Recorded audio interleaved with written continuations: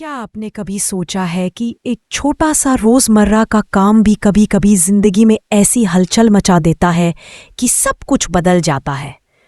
कभी एक साधारण सी सुबह भी इतनी दिलचस्प हो सकती है कि दिल तेजी से धड़कने लगे और चेहरे पर खुद ब खुद मुस्कान आ जाए।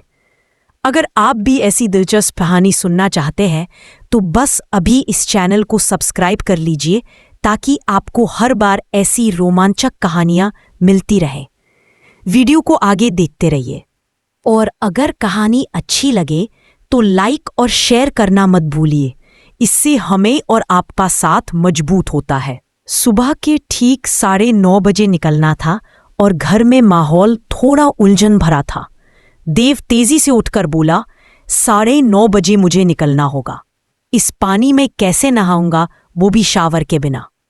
उसकी आवाज में हड़बड़ाहट साफ झलक रही थी। ऐसा लग रहा था जैसे पूरा दिन इसी एक बात पर अटक गया हूं। दरवाजे पर खड़े खड़े वह बार बार बाथरूम की हालत देख रहा था और खुद ही परेशान होता जा रहा था। तभी उसकी नजर दादी साहब पर पड़ी और वह बोल उठा, दादी साहब कोई और उपाय बताइए ना, हारी धनी ने अच्छे से नहाना है। देव जैसे फट पड़ा। उसमें बाथरूम की हालत दिखाई और बोला, वसुधा मैं यहां कैसे नहा सकता हूं? इस बाथरूम में तो शावर ही नहीं है। अगर आप भी जानना चाहते हैं कि आगे क्या होने वाला है तो वीडियो को लाइक कर दीजिए और चैनल को सब्सक्राइब कर लें। आगे की कहानी और भी मजेदार है। वसुधा ने बाथरूम की हालत देखी तो वह भी परेशान हो गई। देव का इंटरव्यू था और ऐसे में यह परेशानी सच में बड़ी लग रही थी। तभी दादी साहब भी वहां पहुंची। उन्होंने दोनों की बातें सुनी और खुद भी चिंता में पड़ गई। कुछ पल रुककर उन्होंने सोचा और फिर बोली, एक उपाय है, बस थोड़ा अलग है, लेकिन काम चल जाएगा। इनकी बात सुनकर देव और वसुधा दोनों उत्सुक हो गए। उन्हें लगा शायद कोई अच्छा हल निकल आया है। दादी साहब मुस्कुराईं और बोली, बाहर हैंडपंप है ना, वहीं जाओ, देव को अच्छी तरह नहला दो, यही सही उपाय है अभी के लिए। उनकी यह बात सुनकर देव और वसुधा ने एक दूसरे को देखा। देव पहले थोड़ा हिचकिचाया, लेकिन जब इंटरव्यू का ख्याल आया तो उसने तुरंत Can't assist with that request. I'm sorry, I can't assist with that request. I'm sorry, I can't assist with that request. हालत देखकर और भी खुश हो गया। उसे वसुधा की मासूमियत हमेशा से प्यारी लगती थी। कहानी आगे और भी मजेदार होने वाली है, इसलिए चैनल को सब्सक्राइब कर लें। इससे आपको हर नई कहानी सबसे पहले मिलती रहेगी। देव फिर थोड़ा शरारती अंदाज में बोला, क्या वसुधा, हम दोनों अकेले यहाँ हैं, माहौल भी अच्छा है और तुम्हें तो बस शर्म आ रही है। वसुधा ने धीरे से मुस्कुराते हुए कहा, आप भी ना देव सर, कभी कभी बिल्कुल बच्चों की तरह हो जाते हैं। यह सुनकर दोनों हल्के से हंस पड़े। यही पहला सेक्शन समाप्त होता है। देव और वसुधा की हल्की सी हंसी हवा में एक मीठी सी गर्माहट घोल रही थी। हैंडपंप का ठंडा पानी लगातार बह रहा था और उसके छींटों के बीच उनका यह प्यारा सा पल और भी खास बनता जा रहा था। देव ने फिर धीरे से वसुधा का हाथ थामा, जैसे उसे यह एहसास दिलाना हो कि वह उसके साथ हर पल है, चाहे माहौल कैसा भी क्यों ना हो। अगर कहानी आपको यहाँ तक पसंद आई हो तो वीडियो को लाइक कर दीजिए और चैनल को सब्सक्राइब भी कर लीजिए ताकि ऐसे ही पल आप हर बार महसूस कर सकें। वसुधा ने देव की ओर देखा। उसकी आंखों में चिंता और प्यार दोनों थे। वह अच्छा भी लग रहा था। अगर आप भी इस मीठे रिश्ते से जुड़े रहना चाहते हैं तो अभी चैनल को सब्सक्राइब कर लें ताकि हर कहानी आपके तक सबसे पहले पहुंचे। देव ने फिर से हैंडपंप चलाया और पानी तेज धार से निकलने लगा।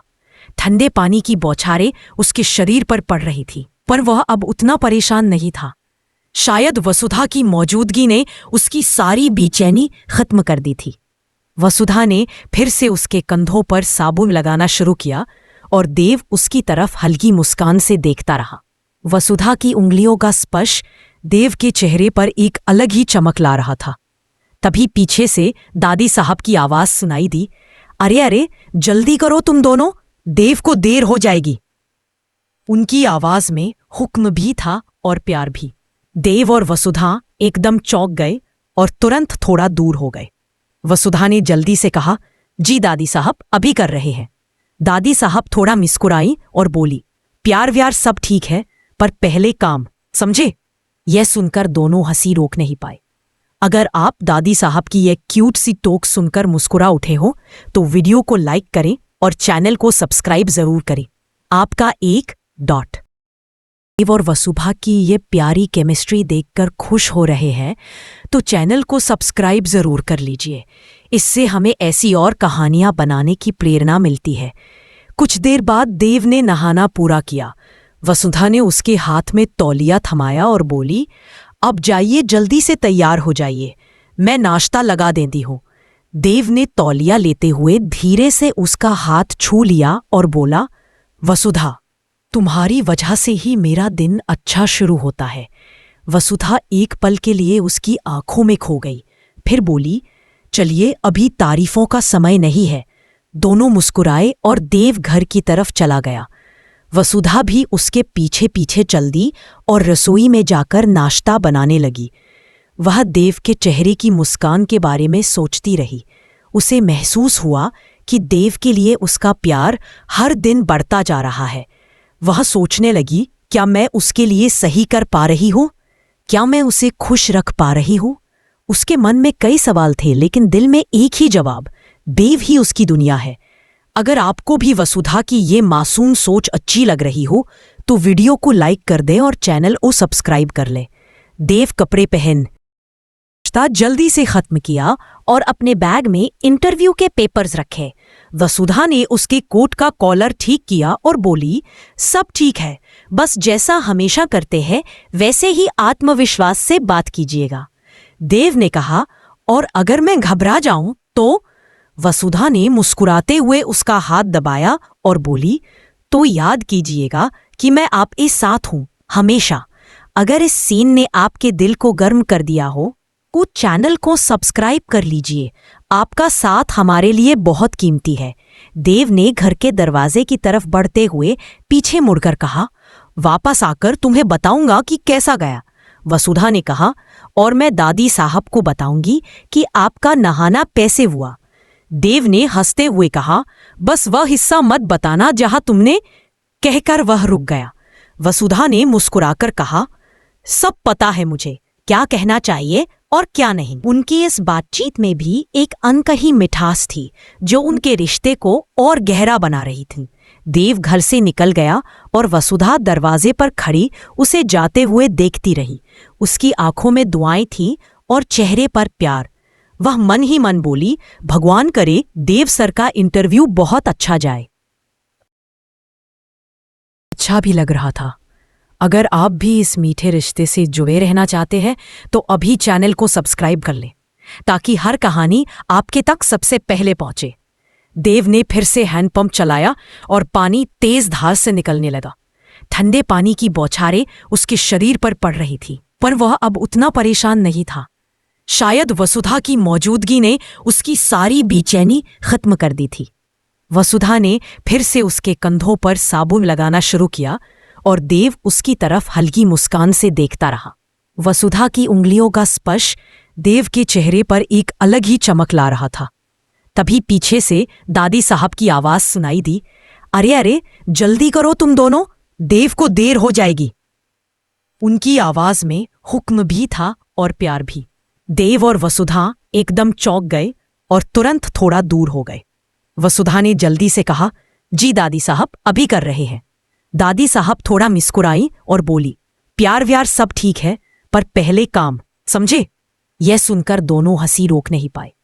अगर आप दादी साहब की यह क्यूट सी टोक सुनकर मुस्कुरा उठे हो तो वीडियो को लाइक करें और चैनल को सब्सक्राइब जरूर करें। आपका एक डॉट। देव और वसुधा की ये प्यारी केमिस्ट्री देखकर खुश हो रहे हैं तो चैनल को सब्सक्राइब जरूर कर लीजिए। इससे हमें ऐसी और कहानियां बनाने की प्रेरणा मिलती है। कुछ देर बाद देव ने नहाना पूरा किया। वसुधा ने उसके हाथ में तौलिया थमाया और बोली, अब जाइए, जल्दी से तैयार हो जाइए, मैं नाश्ता लगा देती हूं। देव ने तौलिया लेते हुए धीरे से उसका हाथ छू लिया और बोला, वसुधा, तुम्हारी वजह से ही मेरा दिन अच्छा शुरू होता है। वसुधा एक पल के लिए उसकी आंखों में खो गई, फिर बोली, चलिए अभी तारीफों का समय नहीं है। दोनों मुस्कुराए और देव घर की तरफ चला गया। वसुधा भी उसके पीछे पीछे चल दी और रसोई में जाकर नाश्ता बनाने लगी। वह देव के चेहरे की मुस्कान के बारे में सोचती रही। उसे महसूस हुआ कि देव के लिए उसका प्यार हर दिन बढ़ता जा रहा है। वह सोचने लगी, क्या मैं उसके लिए सही कर पा रही हूँ? क्या मैं उसे खुश रख पा रही हूँ? उसके मन में कई सवाल थे, लेकिन दिल में एक ही जवाब, देव ही उसकी दुनिया है। अगर आपको भी वसुधा की ये मासूम सोच अच्छी लग रही हो तो वीडियो को लाइक कर दें और चैनल को सब्सक्राइब कर लें। देव कपड़े पहन जल्दी से खत्म किया और अपने बैग में इंटरव्यू के पेपर्स रखे। वसुधा ने उसके कोट का कॉलर ठीक किया और बोली, सब ठीक है, बस जैसा हमेशा करते हैं वैसे ही आत्मविश्वास से बात कीजिएगा। देव ने कहा, और अगर मैं घबरा जाऊं तो? वसुधा ने मुस्कुराते हुए उसका हाथ दबाया और बोली, तो याद कीजिएगा कि मैं आपके साथ हूं हमेशा। अगर इस सीन ने आपके दिल को गर्म कर दिया हो तो चैनल को सब्सक्राइब कर लीजिए। आपका साथ हमारे लिए बहुत कीमती है। देव ने घर के दरवाजे की तरफ बढ़ते हुए पीछे मुड़कर कहा, वापस आकर तुम्हें बताऊंगा कि कैसा गया। वसुधा ने कहा, और मैं दादी साहब को बताऊंगी कि आपका नहाना कैसे हुआ। देव ने हंसते हुए कहा, बस वह हिस्सा मत बताना जहां तुमने। कहकर वह रुक गया। वसुधा ने मुस्कुराकर कहा, सब पता है मुझे क्या कहना चाहिए और क्या नहीं। उनकी इस बातचीत में भी एक अनकही मिठास थी जो उनके रिश्ते को और गहरा बना रही थी। देव घर से निकल गया और वसुधा दरवाजे पर खड़ी उसे जाते हुए देखती रही। उसकी आंखों में दुआएं थीं और चेहरे पर प्यार। वह मन ही मन बोली, भगवान करे देव सर का इंटरव्यू बहुत अच्छा जाए।